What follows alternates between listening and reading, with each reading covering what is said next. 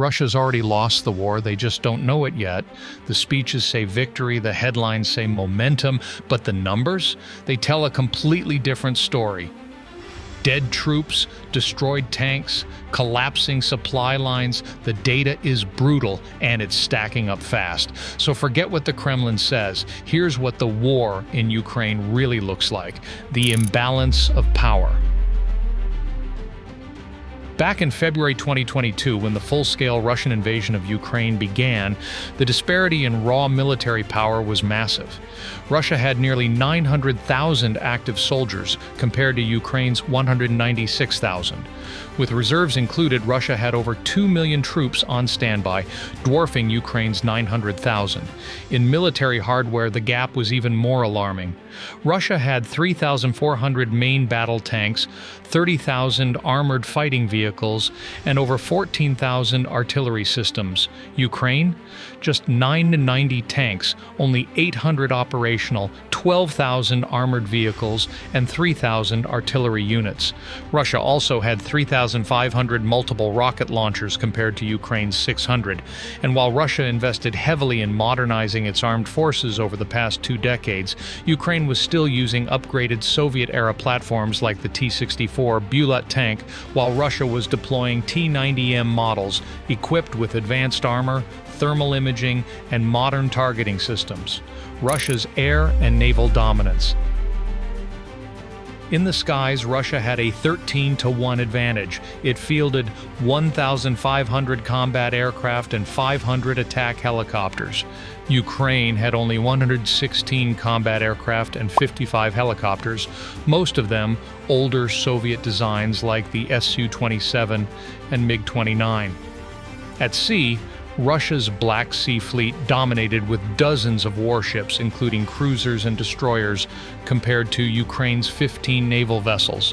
This allowed Russia to control Ukraine's coastline early in the war. Ukraine had to scuttle its own flagship frigate to prevent its capture, yet despite these numbers, Russia's overwhelming firepower didn't guarantee success. Because war isn't just about numbers, it's about adaptability, morale, and strategy. The failed lightning strike.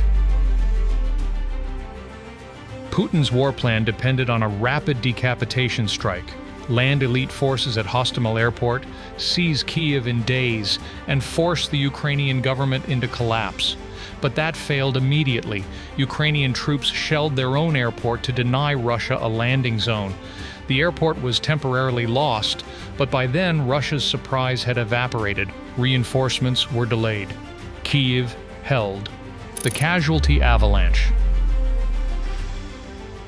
The fallout from Russia's failed early objectives was immediate and brutal. By August 2022, just 6 months in, U.S. officials estimated that Russia had lost over 80,000 soldiers, including both those killed and wounded. These weren't just numbers. They were critical military personnel from elite units. With losses mounting faster than anyone predicted, the Kremlin scrambled to replenish its depleted ranks. This led to the announcement of partial mobilizations, which ignited mass protests and a massive exodus of young men fleeing the draft. By early 2023, U.S. and NATO intelligence confirmed that Russian military deaths had surpassed 40,000, with total casualties above 200,000. Many of those sent to the front were poorly trained civilians, prisoners promised freedom, or barely trained conscripts. It was a human meat grinder. As Ukraine's use of drones and smart artillery improved, Russia's old-school frontal assaults became suicide missions. By March 2025, Ukraine's Ministry of Defense, supported by independent organizations like Meduza and BBC Russia, estimated Russian casualties had ballooned to 910,000, a level not seen since World War II. The tank graveyard. Russia's once mighty armored corps, boasting more than 10,000 tanks at the beginning of the war, has been reduced to a shadow of its former self.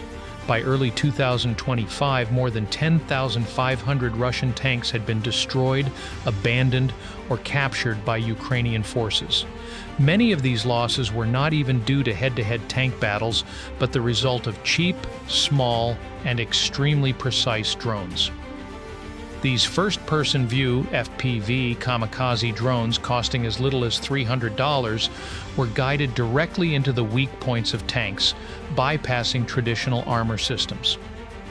Even Russia's next-generation T-14 Armata, a tank Putin hailed as a symbol of future warfare, proved ineffective. Only a few made it to the front lines before being pulled back for evaluation, as Russian officials quietly admitted that logistical costs and maintenance requirements made them more of a burden than an asset. Meanwhile, older T-62 and T-64 tanks were dragged out of long-term storage, hastily refurbished, and sent to the front lines, where they became sitting ducks for modern Ukrainian anti-tank teams and drone strikes. The drone revolution drones have redefined the Russia-Ukraine war, and Ukraine is winning that arms race. By 2024, drones were responsible for 70 to 80% of Russian battlefield losses, according to NATO sources. Ukraine's innovation in FPV drone warfare has turned $300 plastic frames into $4 million tank killers.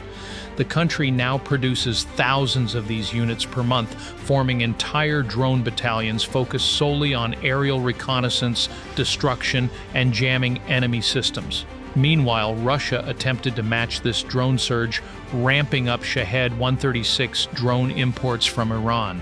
In February 2023, Russia launched just 45 Shaheds. A year later, over 3,900 in a single month. Russia's human capital crisis. The battlefield isn't the only place Russia is losing.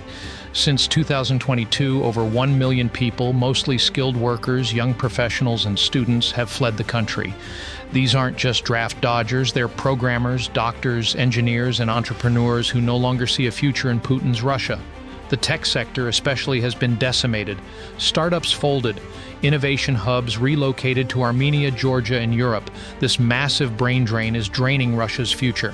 Ironically, Russia now faces a too low unemployment rate, just 2.4% in 2024, not because jobs are abundant, but because there aren't enough people left to fill them.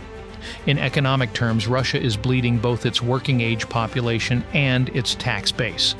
Small and medium businesses are closing at alarming rates, and even major state-owned industries are struggling to replace lost expertise.